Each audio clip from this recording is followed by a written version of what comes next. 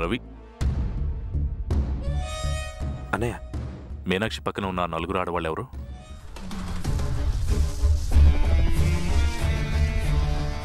ఏమో అన్నయ్య, నాకు తెలీదు. వాళ్ళని ఎప్పుడు చూడలేదు. మనకు సంబంధించిన వాళ్ళైతే కాదు.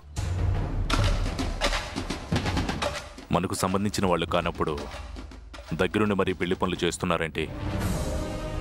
అదే నాకు తెలియట్లేదు అన్నయ్య. బహుశా సిద్ధార్థ వాళ్ళ తాలూకేమో. తనకే బంధువులు లేరని సిద్ధార్థం అంతా చెప్పాడు కదా. దూర బంధువులు అయి ఉండొచ్చు.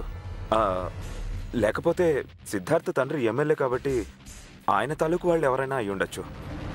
దీని గురించి ఎందుకనే ఇంతలా ఆలోచిస్తున్నావు?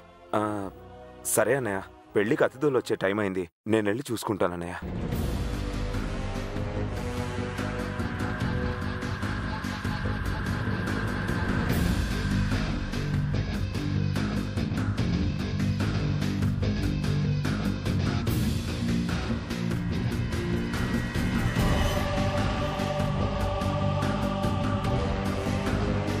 ఏంటక్క, దీన్ని ఎత్తుకెళ్దామంటే అవకాశమే దొరకట్లేదు.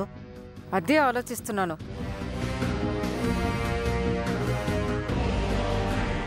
అక్క ఫోన్.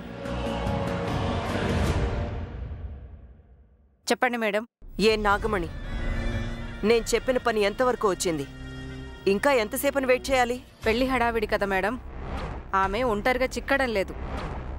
కొంచెం ఆలస్యమైనా సరే మీ పని ఖచ్చితంగా పూర్తి చేస్తాం. సరే, జాగ్రత్త.